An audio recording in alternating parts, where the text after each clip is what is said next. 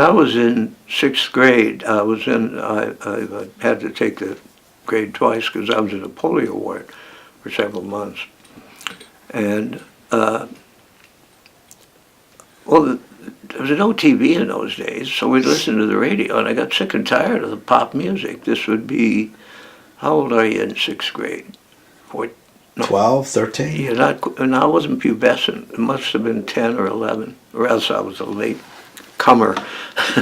And what was pop music in those days? You know, Perry Como and, Sinatra?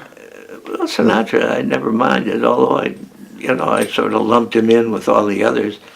I always said Perry Como was the only guy who made $1 million putting people to sleep. But I didn't like that. I did like the big band and the swing. But I started selling them at meetings of the St. Louis Jazz Club. I was just living in the dorm. I was selling used records in Record Changer magazine out of my room in the dormitory, and I extended that business. Then at the jazz club I met a guy whose only jazz he liked was Billie Holiday and Duke Ellington. Other than that, he liked pop sweet bands. So we would buy collections together, and he'd get the sweet stuff and I'd get the jazz, and we'd fight over those two artists. And after 1 year of operating a partnership thing, he saw a space. His mother was very fed up when I wanted to bring my inventory out there. And she said, why don't you guys open a record store? So for some ridiculously low amount, 35 or 50 bucks a month, we moved into a thing just around the corner from St. Louis U on Laclede Avenue. It had been a rib joint, and we had to scrape all the grease off the wall, and I think we put up something else over the grease. The group across the street from the Barrel was the Windermere Bar. There was a band that this is the band that really seduced me. They were 1 block away from the campus on Olive Street, just west of Grand Avenue. And I went there. I was underage, but I had friends who would sort of circle around me, and we'd go in. I'd buy a Coke, and the owner knew about it, but as long as I drank Coke, he didn't care. And it was called the Windy City Six, and it had a real fine trumpet player named Don Gumpert. By the time I got around to recording him, they had Muggsy Sprecher, who wasn't quite as good, and they had Sammy Gardner, who wasn't quite as good as Bob Schrader or Russ Hinojosa on clarinet, but good enough. And the Windermere Bar was interested in selling the records in the bar. Well, the one thing I did, a few things I did record, the Dewey Jackson, I had a radio show on the inter-college station. The St. Louis U has a major station, but this was the one for the dorm, and you could hardly hear it anywhere else. I had a show, and I was, believe it, this is before I took a speech class, and I haven't shut up since, but I was very, very introverted. So I had a friend do the talk. He wanted to become a radio announcer. I've always wondered whatever happened to Steve Sabo, and I never heard of him making a big name in radio. But he also worked for the Sacred Heart Hour, who had an office nearby, and we borrowed a semi-pro recorder and a mic to record Dewey Jackson. There was no multitrack then, right. Not in the States. I think there might have been in Europe. But we had good equipment and a good mic, and it was good enough to release. And one of my best friends from the jazz club was a guy who was the Columbia record salesman then. Now is retired from a chain of record stores he had in Los Angeles that he sold recently. George Holcutt. And George would get me into the clubs. They'd surround me and get me into the clubs. So George was there, and he said, in one place. You know where the best spot for the mic would be? Right up there where that light is. And you hear them on the tape, on the CD. I had no intention. I mean, the fact that we put it out, 60 years later, is an indication of or 62 years later, I guess. That was 1953.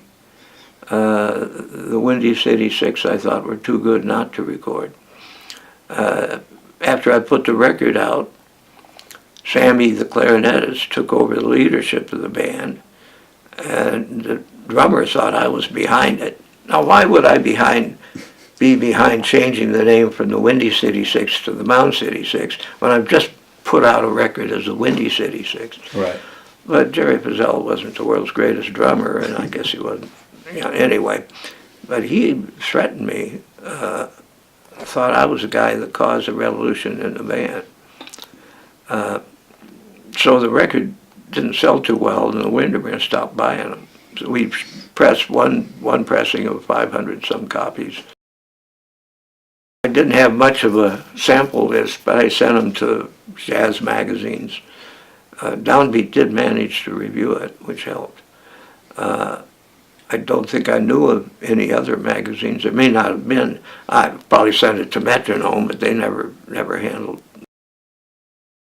I was in Los Angeles, San Francisco, Chicago, St. Louis, New York, Boston, maybe Philadelphia. There were a lot of distributors back in those days. There were a tremendous amount of labels. We sold to around, they didn't sell real well, but the distributor always figures maybe someday something will really take off. And I did stock 3 modern jazz records. And my rule was, in my store in St. Louis, my rule was that I would stock things that were not distributed locally. And one of the labels we distributed, I wish I could remember the name, was a label from whom I later bought 2 Sun Ra Masters and a Donald Byrd Master.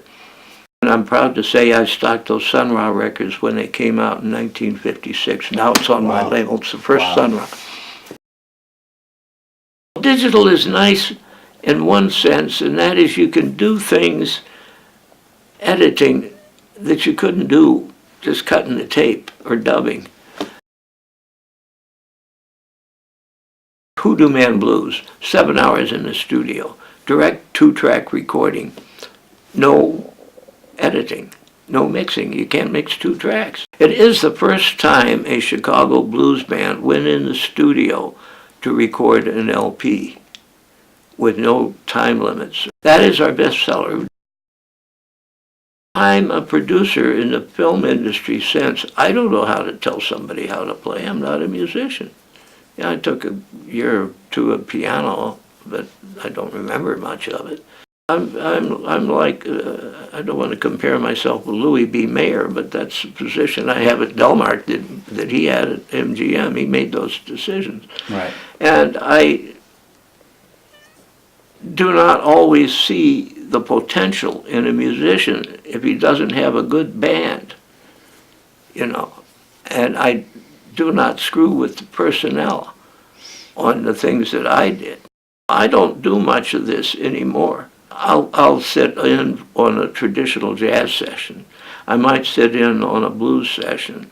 The avant-garde stuff, I don't understand avant-garde jazz. I believe in it. I know the history of jazz. It changes from time to time and place to place.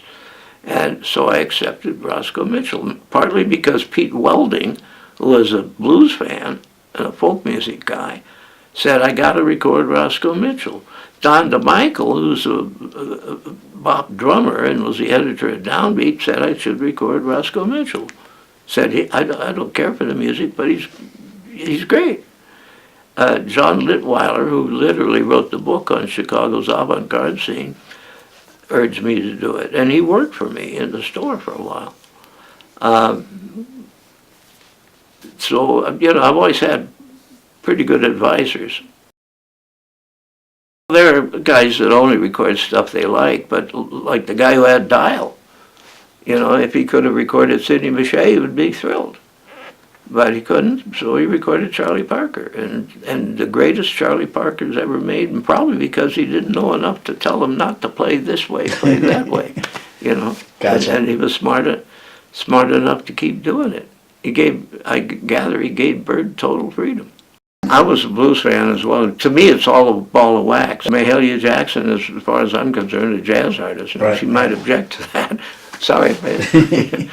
But it's all a ball of. I even accept rap. I don't care for it much. But rap is kind of, it's based in a children's game. I insult 12 of your family. You insult 12 of mine. And the first guy that throws a punch loses. I've talked to one really well-known and one not so well-known rap artists. They both know that it comes from the Dirty Dozen. They both heard them. One of them gave me some verses of the Dirty Dozens that I'd never heard. It's a jazz label that includes blues, as far as I'm concerned. And we got some gospel, from the United label. Right. It's all music, yeah. It doesn't really matter. It's a lot better than Perry Como, that's for sure. There are still trad musicians, and it's very encouraging, both commercially and otherwise, that a group called the Fat Babies is playing trad. This is our second record with this group, and normally with any group, I don't want to record them a year apart. I like a 2-year separation. If they go to another label in the odd year, that's okay. But this is one of my favorite things that's happening in Chicago right now. Sadly, some of the straight-ahead modern guys that I like are not either moved out of town or passed away. I was a big fan of Von Freeman. I wish I'd recorded more of him, but my friend Chuck Nessa had done quite a bit of stuff. He's still issuing it. Right. And my feeling is, as long as they get recorded, it doesn't matter if it's Delmark. Let someone else lose the money, I think one thing I've noticed, at first really struck me, I must have suspected it, but a young lady in the store is walking around with records by Roscoe Mitchell, Coleman Hawkins, Charlie Parker, Jelly Roll Morton, and Duke Ellington. Young people, a lot of young people see jazz, they see the whole ball of wax. They're not boppers who hate Dixieland. They're not Dixielanders who can't understand and hate bop. They are broader minded than that. They, I guess, at least subconsciously know the history of jazz, that it changes its styles and shapes over the years, and I think that's really encouraging. The problem could be that there are musicians who try to play every style. And there have been a few, and I won't record them because they're not that good in any of it. But there are other guys who concentrate on a particular style and play their ass off, and the Fat Babies include some of these guys. At the store we have blues fans. I've never understood blues fans who don't buy jazz records, because most white people listening to blues think of it as a guitar music with incidental vocal accompaniment. And I view it in the other way around. The thing that makes blues great is the poetry. And the thing that makes jazz boring is often the lyrics. They don't have that ballsy thing, I got the key to the highway. I'm built out and bound to go. I'm going to leave her walking because running is most too. I'm going to leave her running because walking is most too slow. Great songs.